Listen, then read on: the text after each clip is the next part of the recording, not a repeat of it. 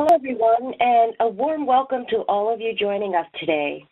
Today's webinar will focus on marketing strategies to help you achieve SOAR sustainability in your states and communities.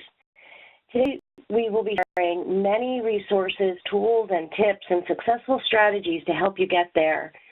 We know many SOAR programs are experiencing limited resources, both in time and money. I want to make sure you have knowledge of and access to the resources on it and ideas to save you some valuable time and money. You'll know that many of the strategies shared today are free. I'm Pam Hine, SOAR Senior Associate with the SOAR TA Center, and I will be your moderator today. First, a disclaimer. The training is supported by the Substance Abuse and Mental Health Services Administration and the U.S. Department of Health and Human Services. The contents of this presentation do not necessarily reflect the views or policies of SAMHSA or DHHS, and the training should not be considered substitutes for individualized care and treatment decisions. A few webinar instructions. As a reminder, your lines will be muted throughout the entire webinar. This webinar is being recorded and will be available for download on the SOAR website in about a week. You may download the presentation slides two ways. You may go to the top left of your screen, click File, then Save, then Document to download the materials, or you can also go to the SOAR website to download materials at soarworks.painc.com. Scroll down to Webinar, click and find today's topic. At the conclusion of the webinar, you will be immediately connected to a brief evaluation, which we kindly ask you to complete. This evaluation informs future webinar topics. And finally, we will save all questions and comments until the end of the presentations, at which time we will review instructions for posing questions to panelists via the chat function. Learning objectives. It is our intention that by the end of this webinar, you will learn effective marketing tools from the SOAR TA Center to help you share stories of your SOAR successes, understand why marketing your SOAR program is essential to sustainability, and learn how to build your own graphics with free tools, and understand how a state such as Maryland has successfully used various strategies to market and sustain their SOAR initiative at both the state and local levels. Just a brief bit on the agenda. So to reach those objectives, we will begin this afternoon with a presentation from Holly Davis, who is the Communication Director with Policy Research Associates at the SOAR TA Center in New York, which is followed by Matt Knutson, Project Associate with the SOAR TA Center, who will share newer funding-related resources that will be useful for you. You'll hear from Caroline Bolis, Maryland SOAR State Lead, followed by Richard Fowler, who is the SOAR local lead from Montgomery County, who will share their proven strategies for sustaining SOAR in Maryland and Montgomery County. With plenty of time for questions and answers. So now we'll turn the mic over to Holly Davis. Holly, please begin your presentation. Thanks. Hi, everyone. My name is Holly Davis. I'm the Communications Specialist for Policy Research Associates, and I spend a good deal of my time working with the SOAR TA Center. So you might have seen my work if you've ever received the SOAR e-newsletter or seen of our infographics or an issue brief. So today I'll be discussing the need for a marketing strategy, how to access free tools from the SOAR TA Center, using free and low-cost tools to build graphics and websites. We'll touch a little bit on social media and turning that all into a powerful presentation that you can deliver in person. So it'll be a pretty high-level overview since we've got a lot to cover. So first, why do you need a SOAR marketing strategy? Well, marketing is essential for your organization to build a brand of reputation, trust, and influence. So by communicating your successes, you can develop that reputation of success in your community and with potential and current funders, sharing your stories of success and your data of success. We'll talk about outcomes a little bit later. You can build more trust in both your organization and the SOAR model at the local and national level. And sharing your stories of success, you'll be able to influence both potential funders, additional agencies in your space, your community. Hopefully that means that you'll have more programs doing SOAR. So let's get started. So there are a number of free tools that are available for download from the SOAR TA Center website right at this very minute. The first, we'll talk about our two favorites, the SOAR Overview One Sheet and the 2016 Outcomes Infographic, which will soon be updated with 2017 Outcomes data. So both of these materials will help build the reputation and trust within the SOAR model, since you're going to be hearing how SOAR works on a national level and how SOAR has impacted the lives of so many people across the nation. So the SOAR Overview one-pager provides a brief overview of the need for SOAR, a description of the SOAR model, and services offered by the SOAR TA Center, as well as a little snippet of outcomes. So it's a really great, digestible way to blend the SOAR model into a one-page document. And then the 2016 SOAR Outcomes Infographic highlights initial application approval rates, appeals rates, cumulative outcomes, monetary benefits, and employment statistics. So it's a really nice, easy read, at-a-glance overview of the impact of SOAR. And then two other tools that I would like to highlight are the SOAR Voices blog and the SOAR Success Stories issue brief, which are really great tools if you're looking to expand your services into a new special population, or if you're bringing SOAR to your community for the first time. We have success stories from all over the country with all different types of populations at all different levels, so you can integrate both the outcomes data at a national level, your local outcomes data, and then these stories of success to really build a complete, comprehensive picture of the impact that SOAR makes both at the macro and the micro level. In addition to these remade SOAR resources, there are a number of resources that we can work with you to develop to share your own individual outcomes and help build your SOAR brand. So at the top left of the screen, you'll see the SOAR Works Tennessee logo. We have the capability to create individual logos for you both at the community, state, COC level, whatever your needs are. We also have Super SOAR and Application Ally, who we can mock up to say any sort of fun fact or information about your program. And then probably the two most powerful things on this slide are the Arkansas 2016 Outcomes Infographic and the Bringing Hope to San Diego infographic. So with the Arkansas infographic, what we did was compare the state of Arkansas's 2016 outcomes to the national outcomes to just show a really nice side-by-side, easy-to-view comparison of how Arkansas is performing in relation to the national outcomes. And then the Bring Hope to San Diego outcome infographic shares the Hope outcomes as compared to both the national and California outcomes. So we have the capability to work with you to highlight any outcomes that you would like to share. Another really powerful tool that we have that I really enjoy creating are our maps. We have a lot of different capabilities here at the SOAR TA Center to provide a really comprehensive picture of either your county, your city, your state, demonstrating where SOAR local leads are, where SOAR online course completions are coming, how your outcomes are tracking over time. So the two examples I have up here are a map of Georgia on the left-hand side, which shows the regions in the state, as well as the locations of the state team lead, the local leads, and full SOAR providers. So it's a really nice at-a-glance look to see where SOAR is being implemented on the ground.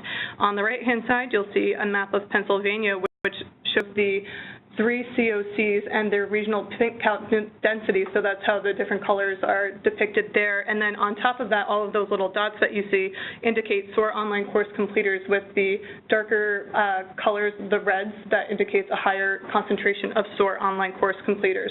So we can work with you to develop a map of what you think would be appropriate to demonstrate to either funders or potential community members. So that's some of the tools from the SOAR TA Center, but say you want to build your own tools. So we at the SOAR TA Center use a number of free and low-cost tools to build really good-looking graphics, and we've built a few websites as well. So on screen here are a couple of examples of items of graphics that I've created using 3 of my favorite tools, Unsplash, Pixabay, and Canva. So if you follow the SOAR TA Center pretty closely, you'll have likely seen these items before. So let's get started talking about what each of them are. So my first and probably one of my favorite tools is Unsplash. So Unsplash, you can download beautiful free stock photos, and they come with a Creative Commons Zero license, which means that they're free to use however you like. You can adjust the colors, you can crop it however you want without giving attribution to the photographer or without payment. And you can also use these images to highlight either paid services. So, for example, if you wanted to use an image to highlight an event, a fundraising event that you were hosting, you can use an image from Unsplash for that, or you can use it on your own website. It's wonderful. A tip that I'll say about Unsplash is while there are hundreds of new photos being added every single day, sometimes some of the search results you would put in might not anything if your search query is too specific, or in some cases you might find pictures that would invoke the outro within the SOAR community. So my recommendation would be to look for something a little bit more abstract. So for example, when I'm creating graphics around the SOAR online course, I'm not going to search terms won't be e-learning or online course. They're going to be something a little bit more abstract, like computer or keyboard. And then if you're having trouble finding something that fits the bill, remember that pictures of textures and patterns are really great bases for you to layer text over, so you can create a really rich looking presentation without it having to do exactly with what your presentation content is about. Obviously don't steer too far away, but just keep that in mind. Another tool I use for images is Pixabay. So I'll use Pixabay for icons and more literal images. So for example, at the bottom of the screen, you can see a picture of the Albany skyline. So that's an example of something that I would pick from Pixabay if I'm looking for an image of a specific location. Then I also use Pixabay for vector images. So a little bit of SOAR trivia for you here. Application Ally and SOAR and Super SOAR were both originally downloaded from Pixabay, so you can see their SOAR and the original iterations on either side of the graphics. And then, once I have all of my images, I combine them all together and create full-looking social media posts, flyers, email headers, invitations, what have you, with Canva. So Canva is a really powerful tool, which is wonderful if you're not a designer or if you're pretty pressed for time. You can choose one of their pre-selected size templates and then just go to town adding your own text and images, and it's all completely free. And you can download the images without any sort of Canva watermark, and you can download it as either an image file or a PDF file.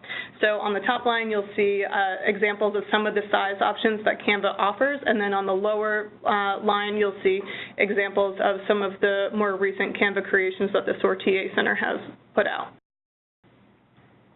All right, and then a little further into Canva is you can use, whenever you selected a set option, they'll provide a list of layouts and that are created by professional designers that you can literally just drag and drop onto your canvas, change the colors, change the font, change the photo, and you have a beautiful, professionally designed graphic that you can use, and you didn't even have to spend any time at all on it, which is pretty wonderful. But if you wanted to learn more about design and a little bit more experience with it, Canva also offers a design tutorial whole class. So they have different classes for picking fonts, choose how to select the right image, how to layer your text in your images, looking at different aesthetics like minimalist aesthetic, that type of thing. But it's a really great and fun tool, and it's free, so you can learn how to be a designer on your own time in no time at all. And so then it's time to put it all together with a website to market your success and also to encourage funders to donate to you. So three examples I have here: Squarespace, WordPress, and Wix offer you the ability to create really beautiful professional-looking websites for not a lot of money. All three offer templates. All templates for nonprofit agencies. Some of the services have templates specifically for human service agencies, but you can flip through their template gallery, select something that looks right for you and your needs, and then just edit the text, change the colors, and then you have a really beautiful looking website that will help attract notice and build your reputation in the field. So Wix offers a fully free version. There's just ads at the bottom of your screen, but then Squarespace and WordPress also have, and Wix, they all have paid options. So for around, I would say, $120 a year, you can have a really beautiful, professional-looking website for not a lot of money. So let's also talk about social media.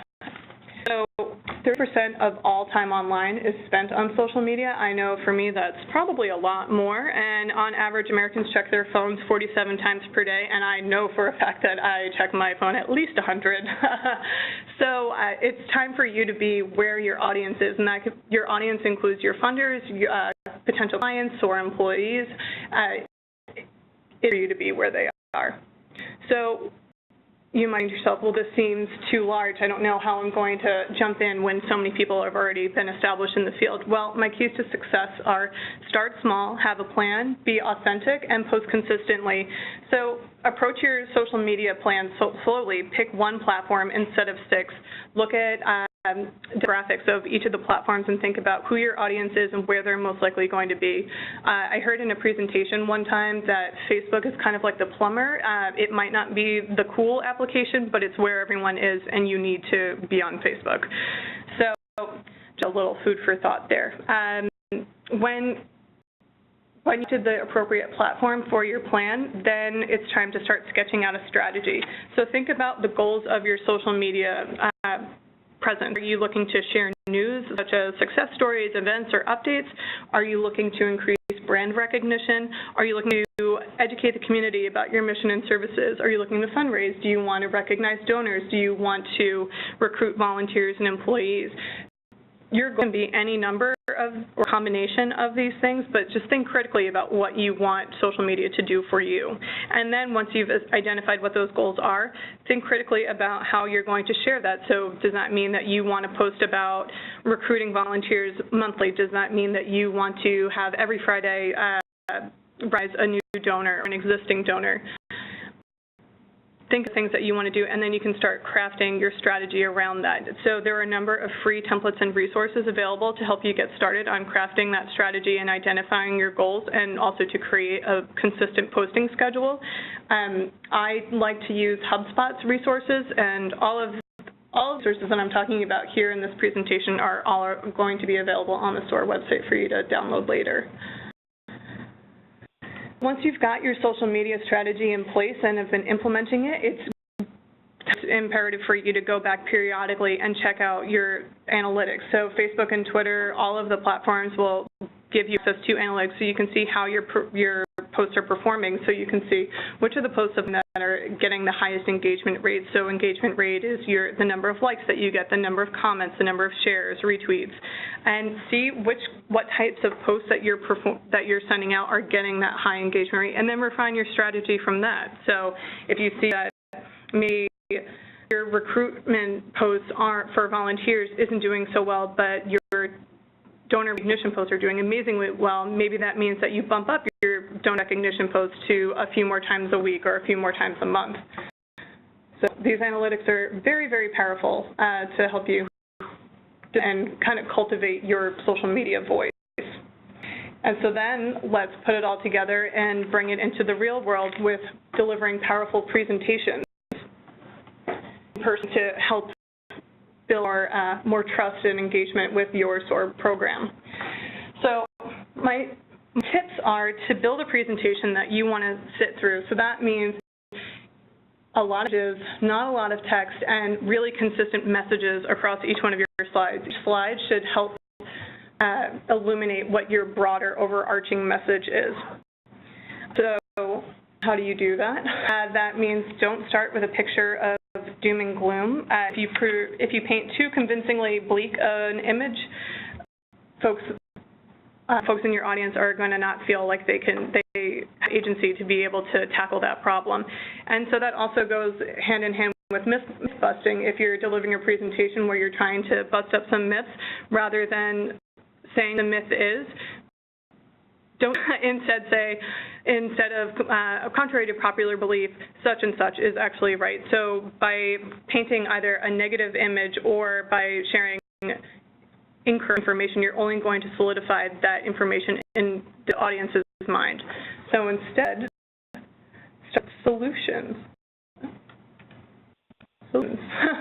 Start with solutions. Show your audience what success looks like and provide clear opportunities for them to get involved, and show them clear opportunities of how their participation will impact your work. So that could be, for example, the impact of a volunteer, coming in 10 hours a week. What does that actually look like? Or how much a donation will impact a client.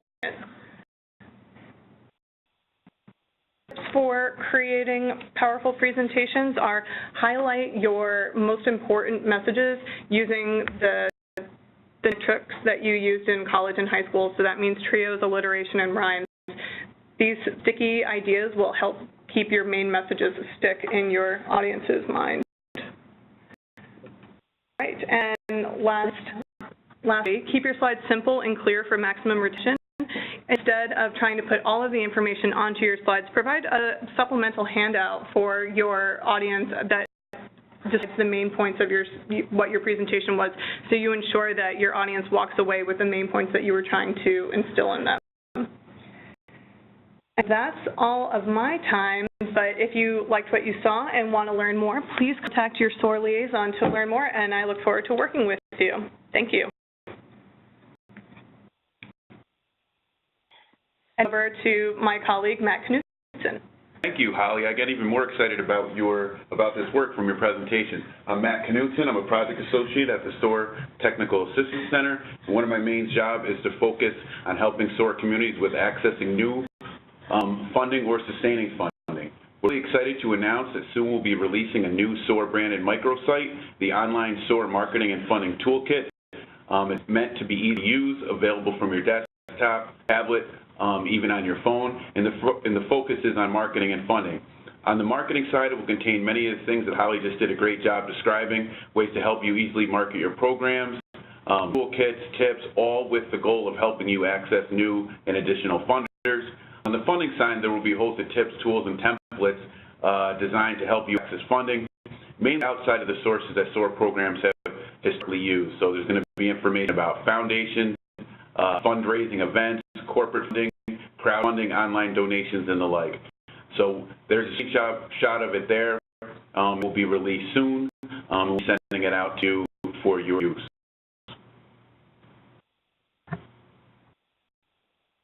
I will turn it over to Caroline Bullis, the Maryland SOAR State Team Lead.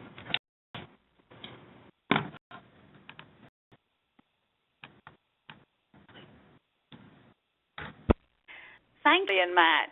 Some really, really great information. You'll see from some of our slides that we haven't actually met all of your great tips, but I'm really looking forward to accessing all those free resources so we can just our own presentations. So I'm Caroline Bullis, the SOAR lead for Maryland, and I'm delighted to be here today with Rich to talk about just some of our strategies for growing and sustaining SOAR. Maryland, we have now had SOAR for just about 10 to 11 years, and it certainly takes time to really build and keep the excitement and commitment going. Think about marketing, there really tends to be a focus on obtaining funding for SOAR positions, to get SOAR specialists. And I think having funded positions is invaluable, but often there's a need to prove that SOAR works before we can obtain the funding. And even if we do get funding, unless we're very fortunate, we're still going to need other resources to really make this work. But it's like a catch-22. It's hard to prove success when we haven't got resources, and it's hard to get resources when we've got nothing to prove. I think now we have so much great outcome data from the SOAR National TA Centre that really can help. I think there's still a tendency for people to want local data. Well, it's all right for them, but it's different here. We're more rural, urban, whatever. There's a sense that, oh, it's okay for them, it doesn't work here unless we can really prove that. One thing we've really found helpful is to really involve the community, to get and then hopefully keep providers and key stakeholders on board. And without dedicated SOAR funding, we're really trying to know that SOAR works. And through that, I think we have been able to really start to attract and grow, and over the years, get SOAR positions on board.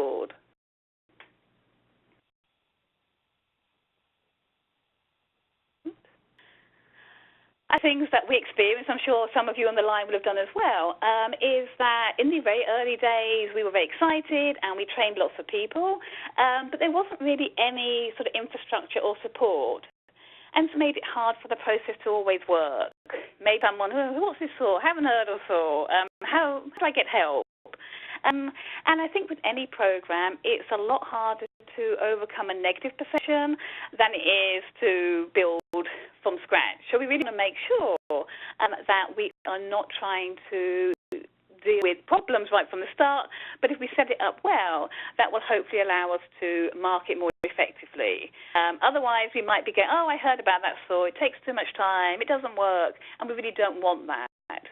So I think one of our lessons learned was how helpful it is to really work with one area at a time and really systematically develop work group and a work plan. And then when a community is working well, they look to build on that success, then look to the next community. And I think this is positive for a number of reasons, but really it allows you to build on that success. You can actually show what's working, and we really found that sort of word of mouth was a very effective marketing tool. They could talk to the other community and say, look, this worked, this is what we did, this is how we did it. And Rich is going to talk through a really great example with practical tips about how he did that in his community.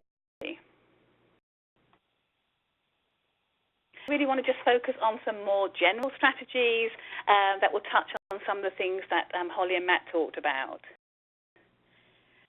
I think thinking about how to market SOAR, it's really helpful to think about, okay, who's my target audience? Who am I trying to influence?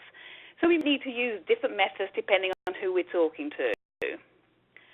As Holly said, just as data is so essential for looking at who's looking at your social media, SOAR data, I think, is essential if we're really going to try and show that this is working. Please, please, please engage with us on this. I really recommend collecting and putting an emphasis on data right from the start. So not waiting until you have, say, 100 cases, but the first case. That means if it's an approval, you have a 100% success rate. But really building on that data, I think, again, it just gets it into the culture right from the start. The other thing I would recommend is that you share data with providers and key stakeholders on a regular basis. I think sometimes we're tempted to do this annually because that's when we collect it for the National SOAR TA Centre, but that's really too long. And I would recommend really sort of showing as you go along, this is where we are, this is how we're improving, and that can really help move forward well. Definitely one of the key ways that we have been able to get buy-in and including funding for positions is through this emphasis on data. Every year, as you know, the National TA Centre does a great job of collecting the outcomes and publicising them. And that we've been able to say we've had the third highest approval rate in the country has really helped us get that funding.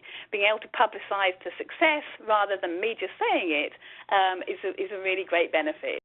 So definitely encourage people to really see data as a positive thing. It's helpful to sort of work with local disability determination services or DDS to try and get some comparison data. So, for example, how long does it take a SOAR case versus a non-SOAR case? Are there fewer CEs, consultative examinations with a SOAR case versus a non-SOAR case, and so on. Hopefully, we're really showing the power of SOAR using that process as opposed to the normal process, and again, that can really encourage and market your program. One thing that is more recent that we started doing last year was collecting longer-term outcomes. So data around what happens to somebody after they get benefits, and we look at housing, employment, overall well-being, and so on. It's a very short survey, and the questions we chose were really based on the known priorities of both the National SOAR TA Centre and our state agencies. Really a follow-up survey at 6 months. And what's been helpful about it, it's definitely showed the many positive aspects of being approved, but it's also shown opportunities for future partnerships. And one big area is supported employment.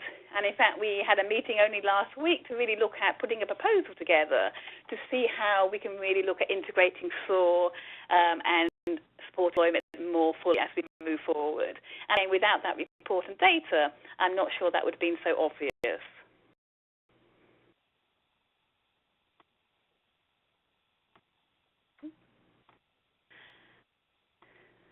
With the slide here. Here we go. So another thing, though, again, picking up on what Holly said, which is great, this sort of so ties in so well together, is although data is really important, I think for many of us, particularly those who chose to come into this work, it's really those stories, really hearing what it means to an individual that has so much impact.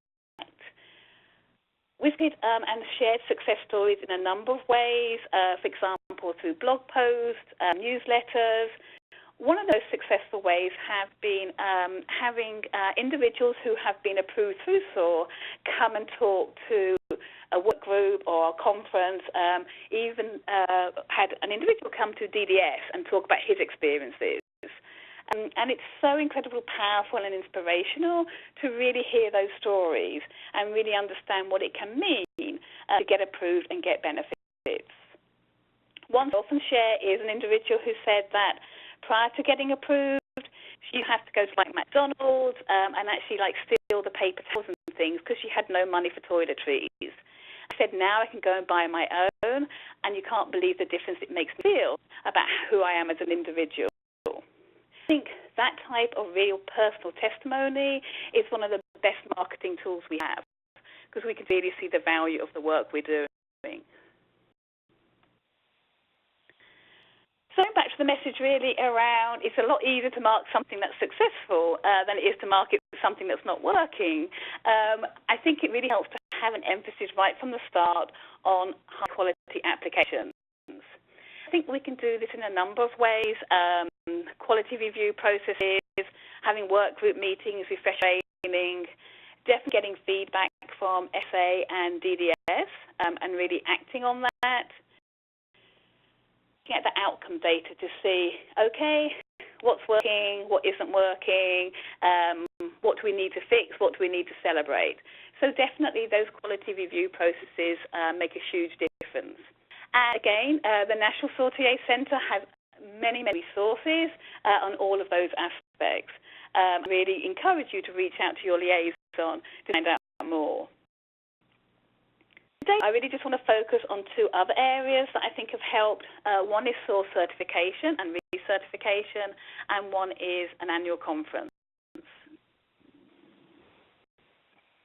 So about 5 years ago now, we introduced a SOAR certification program.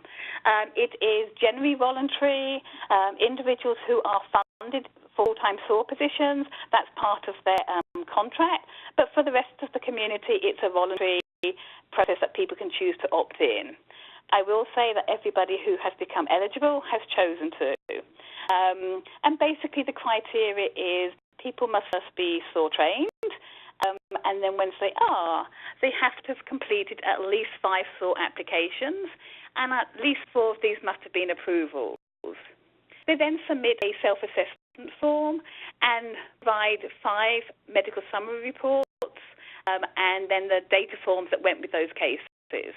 All the personal information has been taken out, but it really just shows the information about the case. Sent to our members of Certification Review Committee. We have a host of people who take on this work, all experienced SOAR providers, trainers, or part of the state plan group for SOAR. And usually it's at least 3 will actually review the application and then provide written feedback about the quality of the MSRs and any suggestions for improvements. Someone is certified, then they remain certified for 2 years. If they want to maintain certification, they will then apply for certification. That's slightly more straightforward, less onerous process.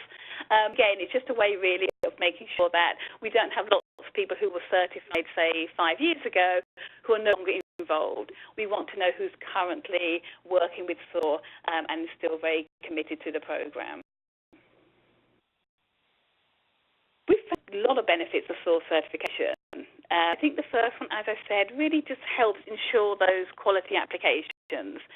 it means that at least 3 other people are looking at the MSRs, they're reviewing them, and I think it helps us get consistency across the state, because it could be, that's a really great method, and we can tell other people about it. So that's one great way it helps really quality we want. But the others really go down to more a marketing aspect. The first of all, I think, is a real opportunity to recognise achievement. For many people, SOAR is yet another duty on the many, many, many that they have. And so it's taking the time to say, we really appreciate that you're doing this. It also, I think, allows us to formally do that. So at our annual conference, we hand out the certificates and show everybody in the community who has been able to reach that level. The most important, though, I think, is it helps enhance really that engagement and commitment to SOAR. Anyone can be SOAR trained, but to become SOAR certified, you actually need to undertake SOAR cases. I've had case managers sort of saying, I need one more case before I can be certified. Give me a referral. I need someone. I want to do a case.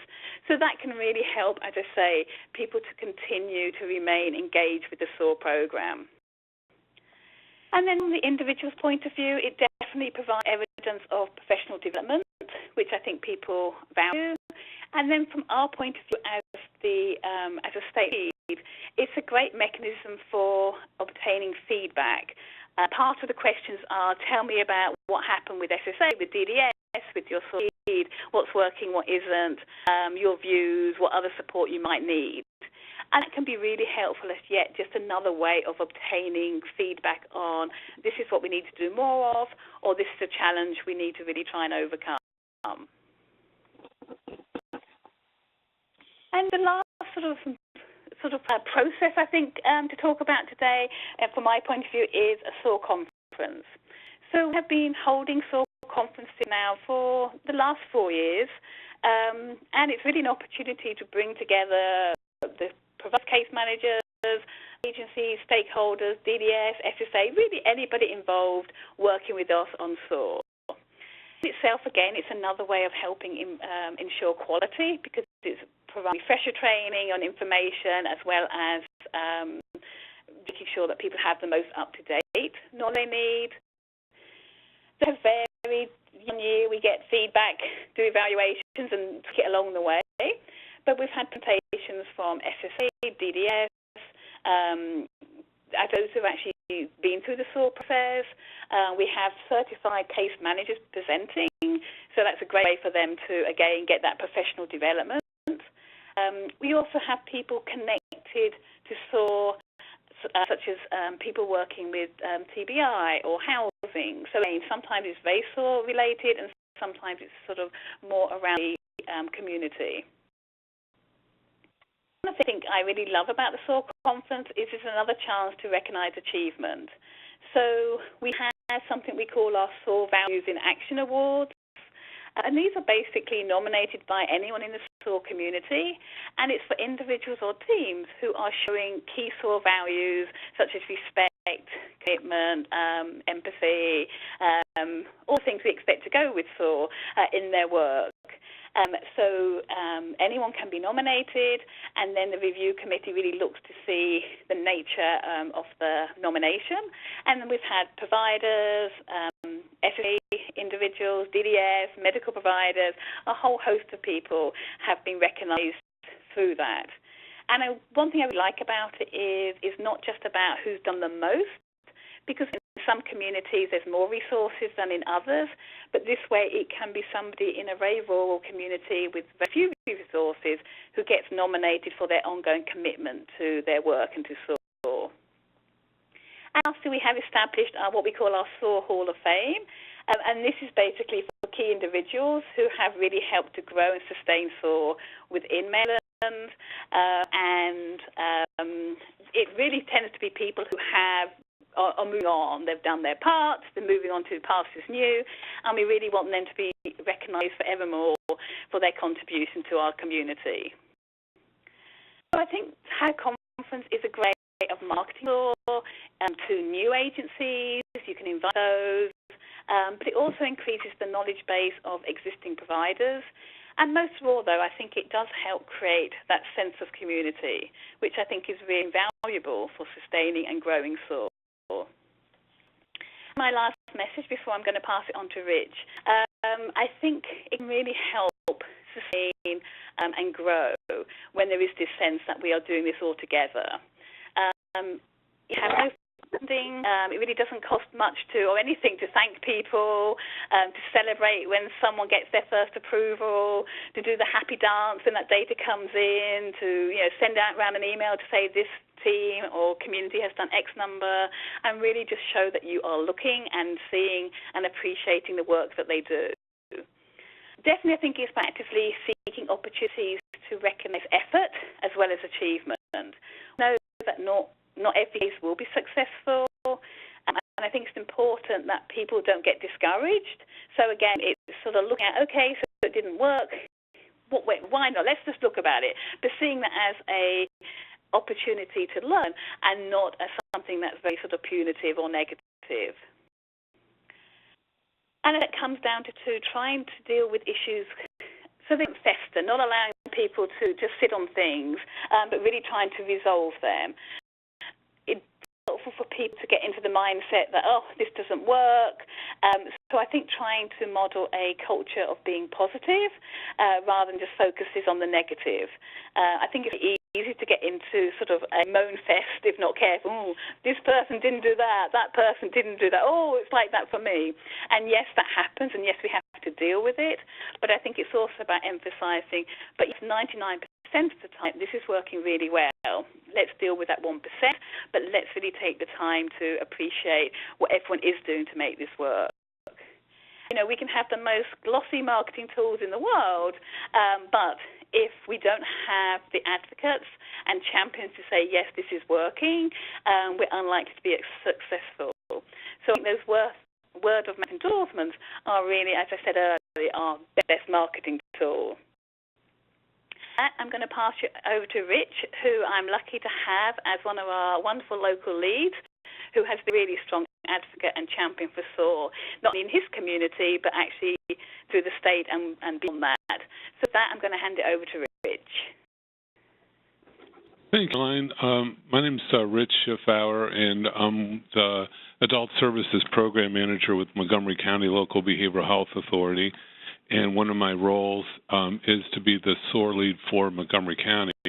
The first thing I think to start with is it can seem overwhelming. Some of you may already have started SOAR programs, maybe a little further along, but for those of you who haven't, initially it can seem like, wow, this is a lot, and it is.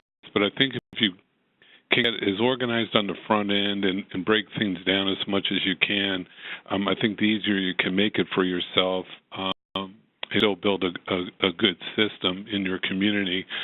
It's definitely something that is doable. We're fortunate to have a lot of good supports here in Maryland with Caroline and liaison we have with DDA and Social Security, so that certainly helps make it easy. But we, as Caroline said, Maryland had SOAR for 10 years, and Montgomery County came into SOAR. We've been 8 years now. So it was about 2 or 3 years old when we came into it. So again, we're fortunate to have a good support with our state SOAR program.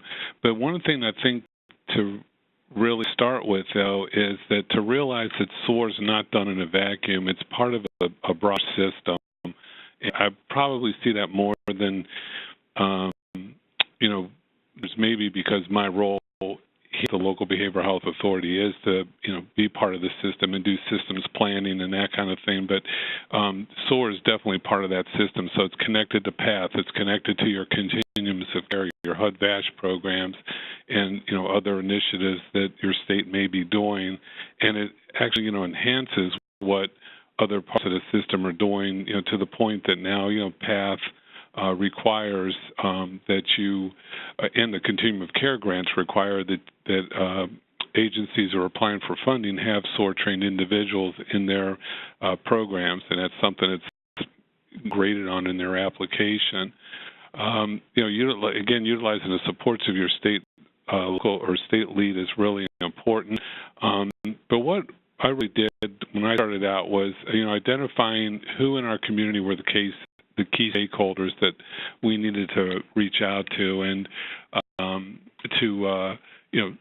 have the conversation about SOAR in our community. What SOAR could do and how it could benefit the folks that they were serving. And the other piece that I had to do was identify, how much time did I have to dedicate to the SOAR lead duties. And when I first started, I had no idea what that meant to be, a SOAR lead. So it was a little tricky, but as I went along, I adjustments with my time, and there's times where you have more of a time commitment and others not so much. But I think it's important to kind of identify how much time you have from, your other duties, because probably like me that you've got other responsibilities other than just SOAR. And figuring out who you want to outreach. Again, we could tend to be systems focused. In my office, was pretty much our continuum of care providers, our psych rehab providers, corrections, the local hospitals. We really looked at kind of the entry points to our system, and then we set about using the tools that the state had already provided to approach the agency directors and try to sell them on SOAR, because you're going to get a commitment to have the frontline staff work with you if the directors don't buy into it, because SOAR can be time intensive, and though it has outstanding benefits for the folks that the programs are serving, it does take away from other duties. So if the directors on the front end are supporting that, it makes it a lot easier. So you want to sell the benefits of SOAR, but you don't want to oversell. You want to be realistic. So when you're talking to the agency directors, or you're talking to frontline staff about SOAR, you want to be honest about it, that it is time intensive, but you also want to sell what the benefits are and how that pays off, tenfold. And we start by doing a lot of presentations. So, we're just going out and talking about, there's this thing called SOAR, here's what it could do. We'd like to, bring it to Montgomery County, get people's feedback, try to get them enthusiastic to want to learn more about it. And we made sure that we included direct service providers in our work group meetings when we first started holding our work group meetings. What we did again with our initial work group meetings is we identified all those entry points, and we had folks from DDA on our work group, Social Security, counterparts in our department that I work in from Public Health, who, because we have primary care clinics here in Montgomery County that work real closely with our behavioral health clinics. They were a key part of the work group. And what we've started focusing on is how do we want SOAR to look like in Montgomery County? And, what would the referral process be for SOAR? One of the things that we also identified how often we would meet. We always encourage consensus. So we tried to, as much as possible, have consensus when we made decisions about implementing SOAR in Montgomery County. A couple of things that we wanted to do, again, was hit the entry points, but two was that was a time commitment that folks were willing to make SOAR applications. The agreement was that they would only do SOAR applications for their agency, that they wouldn't do it for folks who weren't one of their clients or not in their program. It kind of helped folks feel like, okay, yeah, I can do this if it's because it's going to benefit my client anyways. Created a little bit. We didn't have the capacity to serve folks who did have a SOAR trained person at their agency, but early on that wasn't as much an issue. And because we did it that way, we were so successful, we were able to get funding down the road to have a SOAR dedicated person. And what that person will do is they'll do applications for clients who are at an agency that has a SOAR trained individual. Let's see. Oh, my slides, there we go.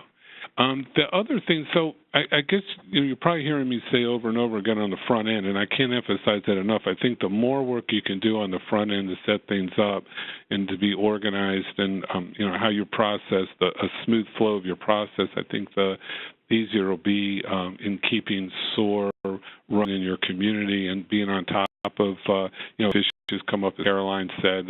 We've had issues with field offices, but we got on it right away. We had meetings with the field office, with the managers, and worked out processes to overcome the issues that were arising. But what we did initially was the SOAR really, in my opinion, is the medical summary reports. And we would make sure that when our SOAR case managers or the trained folks were going to get signatures, they weren't going to get hassle from the providers and the physicians and the psychiatrists, and that they understood what they were signing and why they were signing as medical summary reports, the importance of it. So what we did was we set up a meeting with, and I'll be talking about that in a few moments, with the medical providers. So we had a psychiatrist and primary care physicians, and meeting with the medical chief medical officer and the chief psychiatrist with DDS to talk about the importance of SRs and evidentiary review and all that. So, and I'll get to that in a second. The thing we did, again, was identify our key partners. So we had folks from corrections on the work group. We had the VA there. And we set up a tracking log for the referrals. And that can be as simple. I mean, for my tracking log is a spreadsheet, is a Excel spreadsheet. And what it does is it lets the field office, so I'll send that tracking sheet to the field office, we have two here in Montgomery County, and send it to the managers of the field office, because that was one of the things when we had that meeting with them to work out issues, was that way they knew which SOAR applications were coming into their office, and they could kind of monitor a little bit more effectively. It also goes to DDS, but again, it doesn't have to be anything complicated, or it just, like I said, an simple Excel spreadsheet will do the job. We set up the meeting, so before we even started doing SOAR applications, we had that meeting, and it was included presentations again by the DDS chief psychiatrist and the medical consultants, just on what is DDS looking for in terms of medical evidence. And in going through that, the 5-step process they have for reviewing, making medical determination. And we had, again, the primary care doctors as well as the psychiatrists, and we kept it to 3 hours. And we did that because we wanted to get a strong and robust attendance, and we didn't want to impact billable hours. And that really worked. I mean, it was very well attended, very well received, and the benefit of it was that, folks walked out there, so they understood when the MSR was coming to them, they understood why, the importance of signing off on it. We had one agency where the psychiatrist was the chief psychiatrist for her agency and is still there, and when they've had a turnover with new psychiatrists who maybe aren't as familiar with SOAR, or maybe giving SOAR case managers a little grief about signing the MSR, all I need to do is call her and ask her, can you talk to Dr. So-and-so, and she does, and the MSR gets signed. So I think that really paid off well to do it that way. And if you have the ability to do that, if you're just starting out, I'd really recommend that. In terms of tips for success, bringing referrals is really well worth the time spent. So SOAR lead, the referrals have to come to me before. So I'll agree to forward it to Social Security as a SOAR application.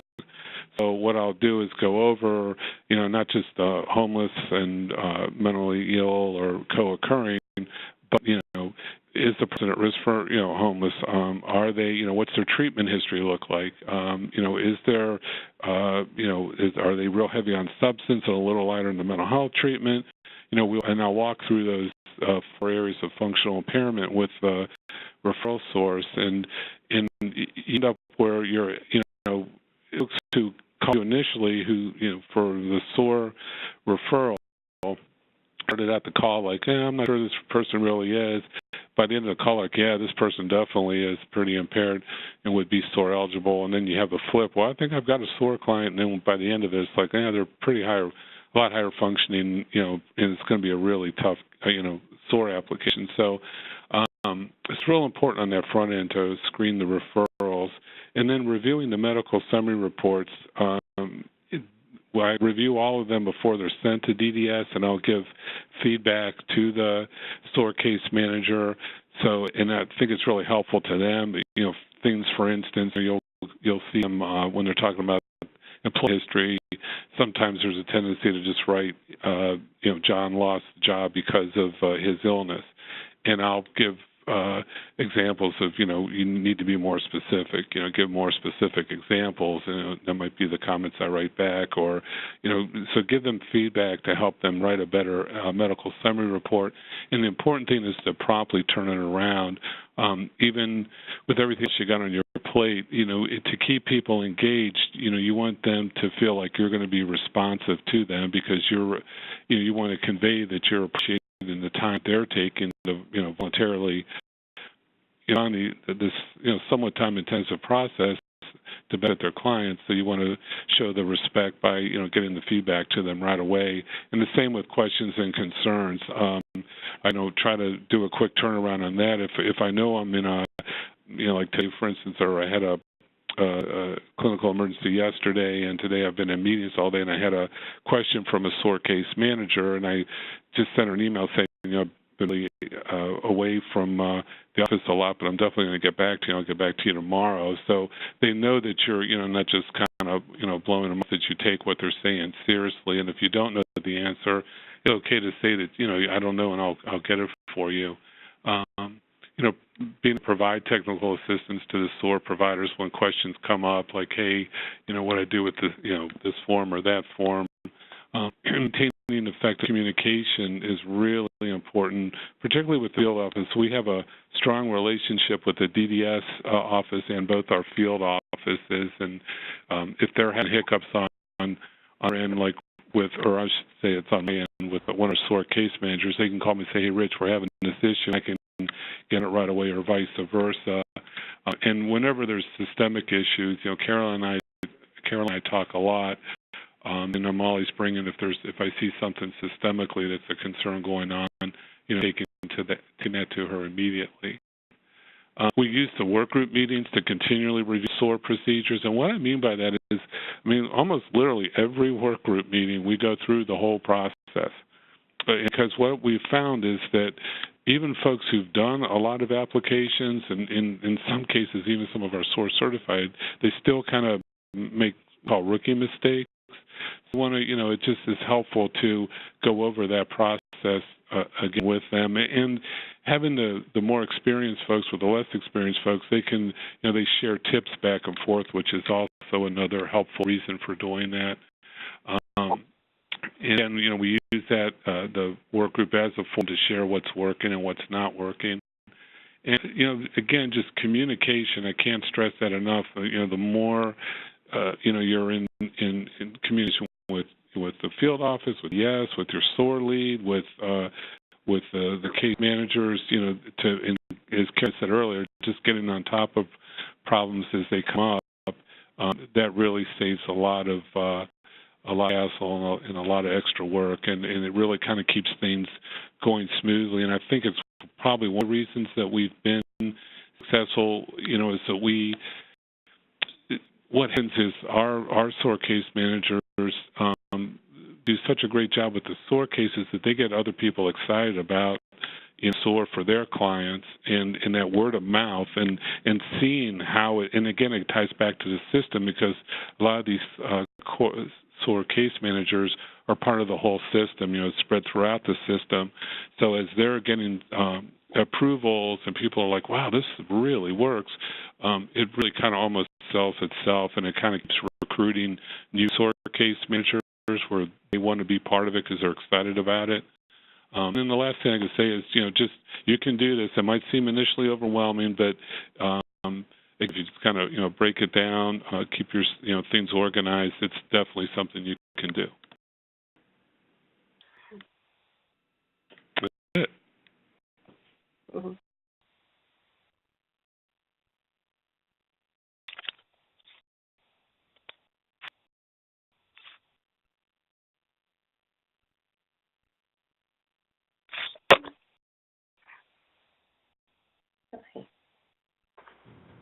Thank you so much, Rich, and our other speakers, Holly, Matt, and Caroline, for your wonderful presentations.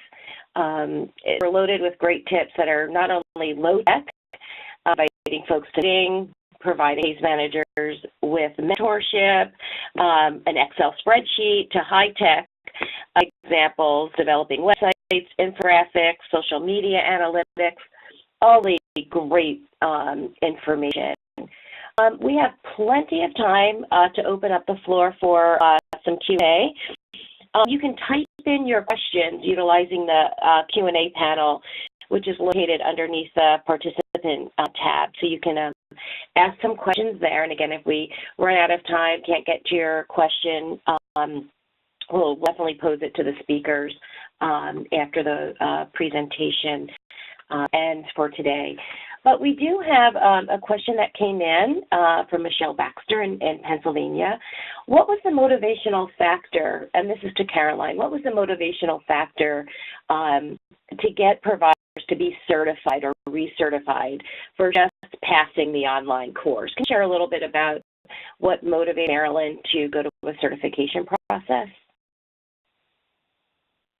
So I think really we had a great debate about this, and we really were coming at it from two areas. One was the quality side, but the other was, like I said, that recognition.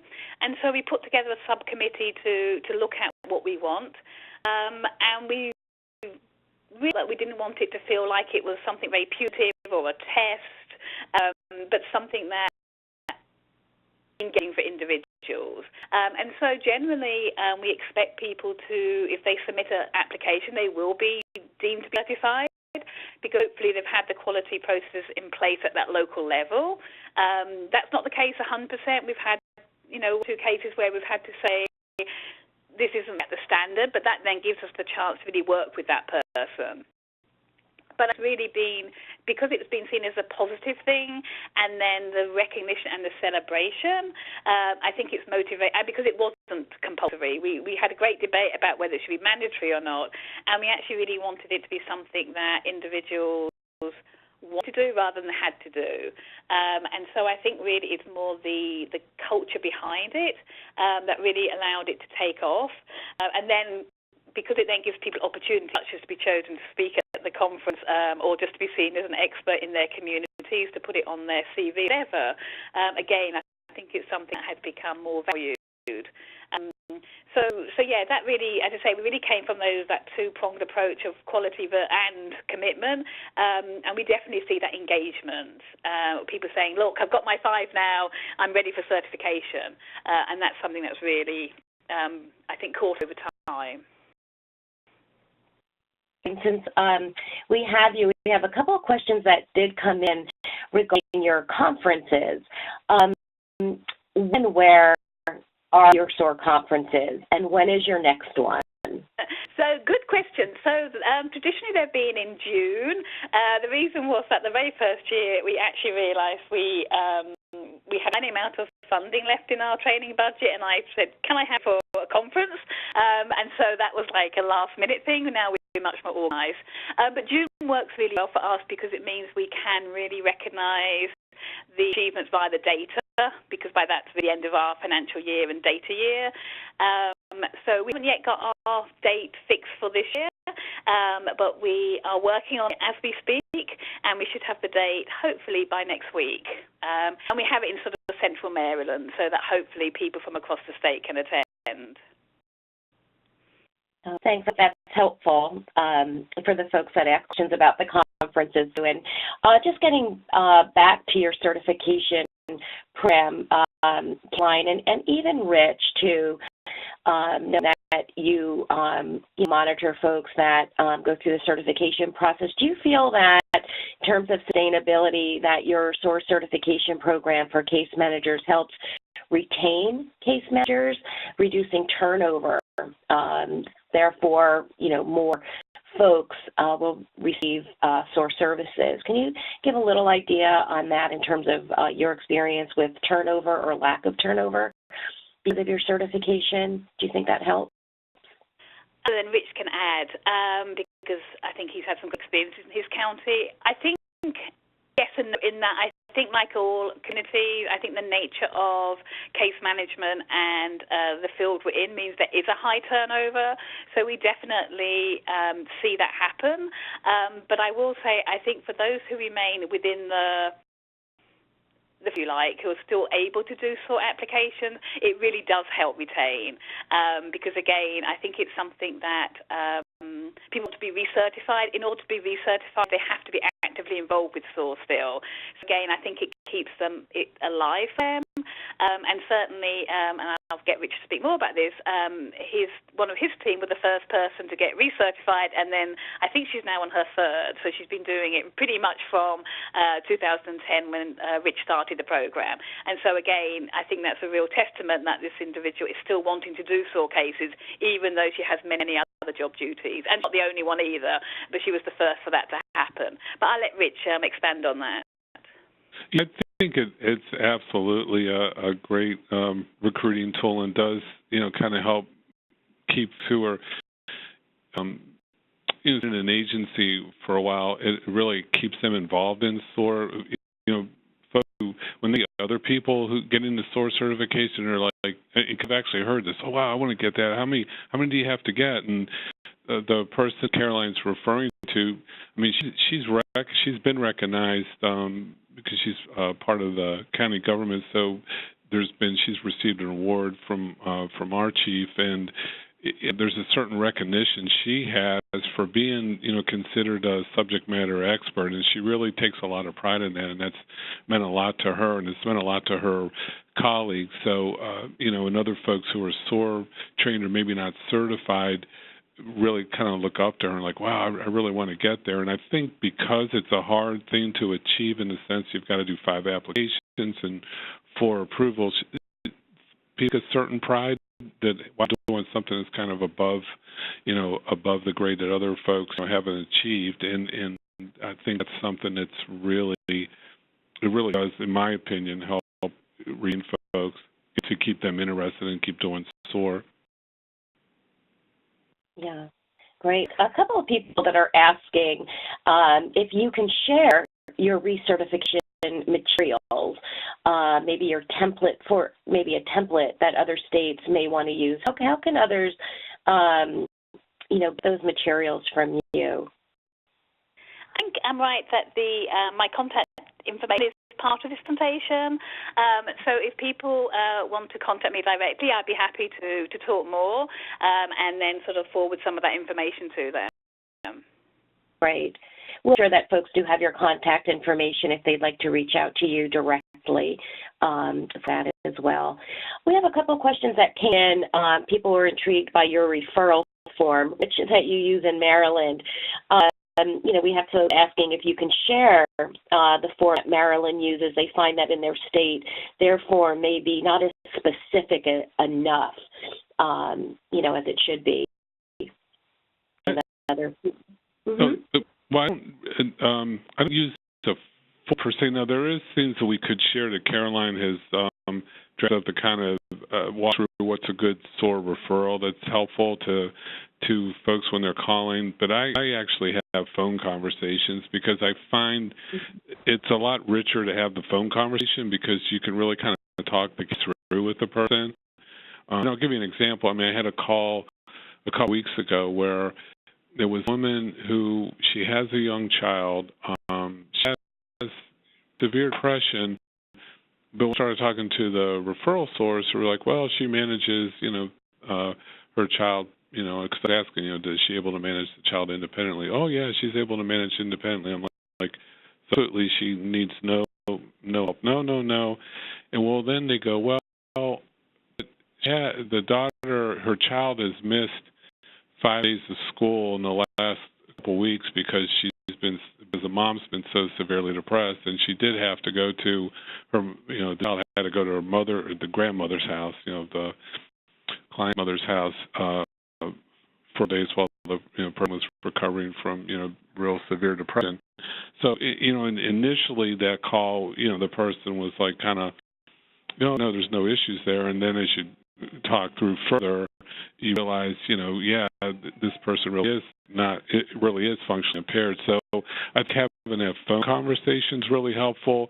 I'd be happy to share the spreadsheet. I mean, it's not anything real sophisticated, but I'd be happy to share that because that really does help track the referrals. And the other thing that helps me to do is if I've got a fair amount of folks on that sheet and I'm not seeing any action, like they haven't been assigned a DDS examiner or their case hasn't been decided, or haven't seen the case manager hasn't gotten back to me that they've submitted the application, I'll follow up with those case managers and say, hey, what's going on with your case? Are you still working on it? And that helps DDS too, because it helps them kind of stay on top of the workload.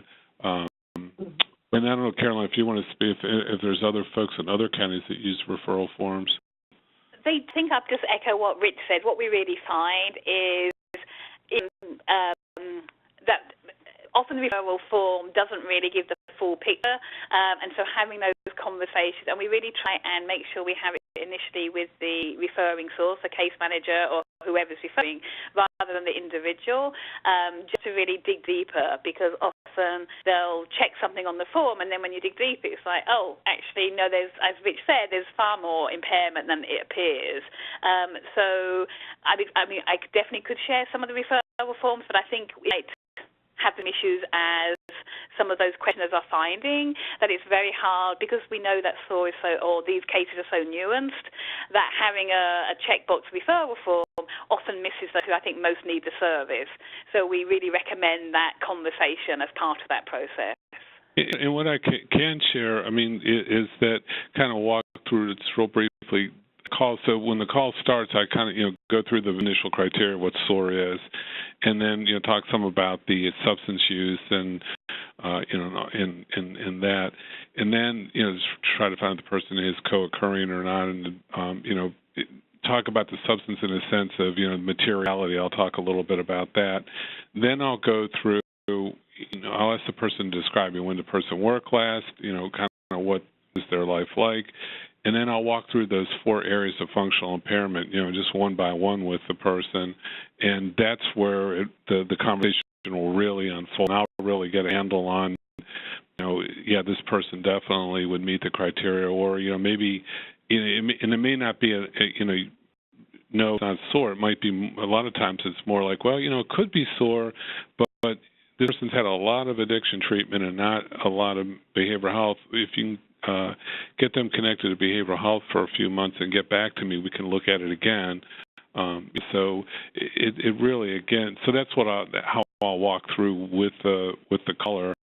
But I find that just to be so beneficial. Well, thank you for that.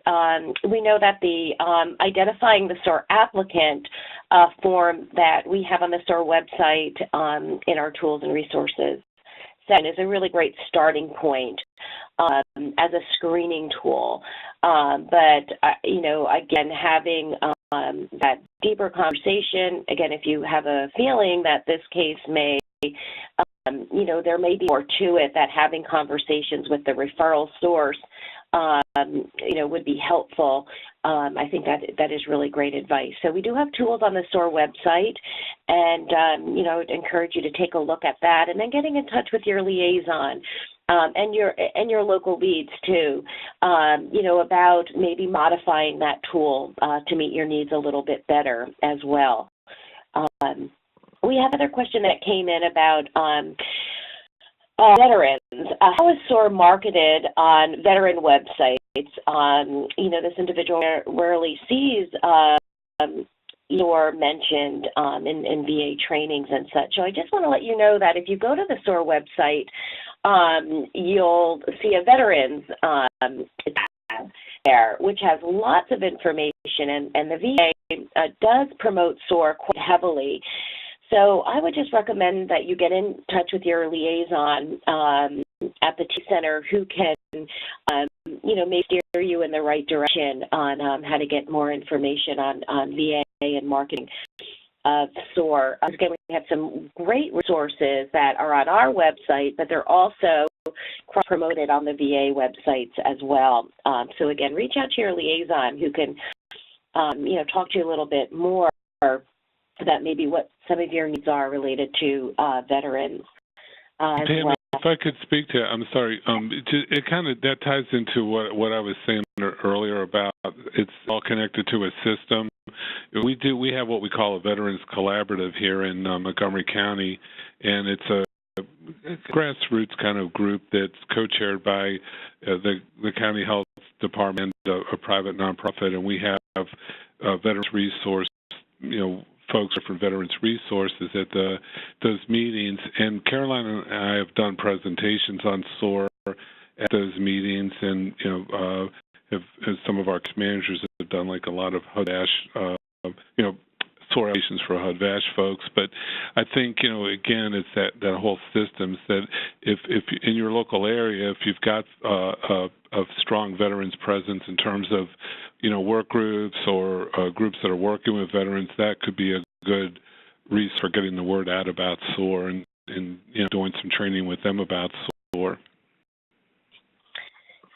Great, thank you for that added information as well. Just shows how important it is to make contact with your local veterans organizations to share information on SOAR.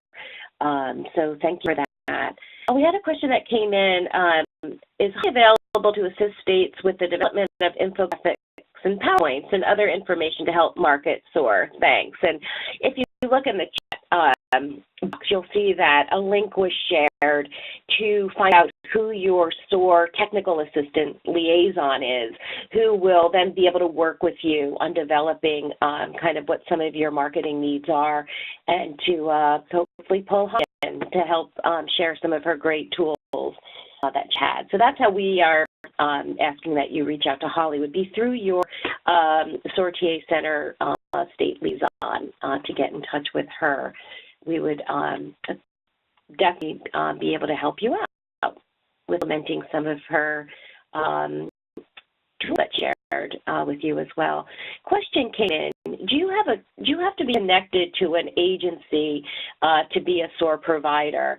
Now, I'm going to just ask Caroline and Rich to talk about that too, because again, you do have a certification process, and you said everybody just seems to choose that. Do you have case folks that go through the SOAR training and they want to do SOAR applications, and this is in Maryland? What are your criteria for that, for folks to be able to simply complete applications, but yet they're not affiliated with an agency or organization?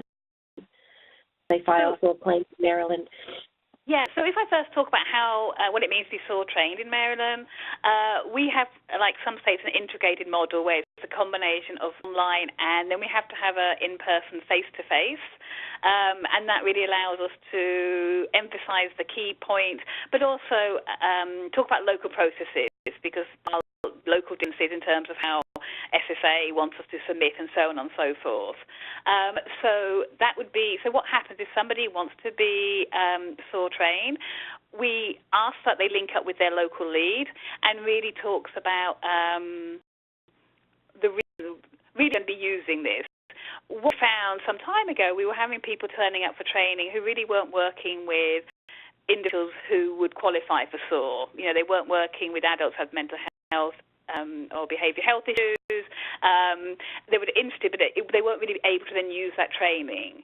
And although the training's free, we want to make sure that we're using state resources well by having the right people there who can then use the work. Someone called who wasn't from an agency, it was an individual. The lead would really talk about what are their reasons for wanting this. We do quite a lot of presentations to NAMI and other sort of peer groups, and sometimes it's an individual who wants to support a family member, and that's what we ever intend to do this. In those cases, we encourage them to do the full online training, and then we provide sort of support and guidance for them just to do that one application. But they wouldn't actually become, if you like, part of the SOAR community because they are really wanting it for that one specific case. If somebody is interested in doing it as a volunteer and wants to do, help their community, we definitely have done that. But really, it's trying to find out why this individual need training, and if it's to support one person, it might be that actually we talk about you could refer this family member to our SOAR program and a case manager could help. So really, it's having that conversation, I would say. Okay. Thank you, Caroline. And again, Caroline is talking specifically about Maryland, but certainly nationally, we have folks that have taken the SOAR online course, and but what we strongly encourage you to do, again, is to reach out to your SOAR state lead. And you find that by, again, going to the link that was provided in the chat function. Click on your state. If you don't have a state lead, look at, click on contacts. You'll find local leads, but also up top, on top of your state page, would be your SOAR TA Center liaison who could fill you in on, what are the requirements in your particular state to file SOAR claims. So I would certainly recommend you contacting your liaison because, that'd be your first step. Again, like Rich said, a big sustaining their SOAR programs is open, regular communication with Social Security and DDS, and CESLA does want to know who has completed the course, who is SOAR trained. They want to make sure that you understand what the SOAR process is in your locality and state. So a first step would be simply contact the SOAR TA Center. Check the page, contact state lead, but you can, copy your TA Center liaison who would gladly be able to, put you in the right, direction in your state. Again, SOAR looks different in every state and has different, criteria for filing SOAR claims, and we want to make sure that you are following your state SOAR process. So with that, I think we are running out of time for questions. Some questions we'll take offline. If they weren't really pertaining to the topic, we will gladly answer your questions. But I just want to say thank you so much to our presenters who worked really hard on the creative presentations that I think that we can all use when we are going out and marketing SOAR in the community. So I just want to, thank our presenters for sharing such excellent and helpful information.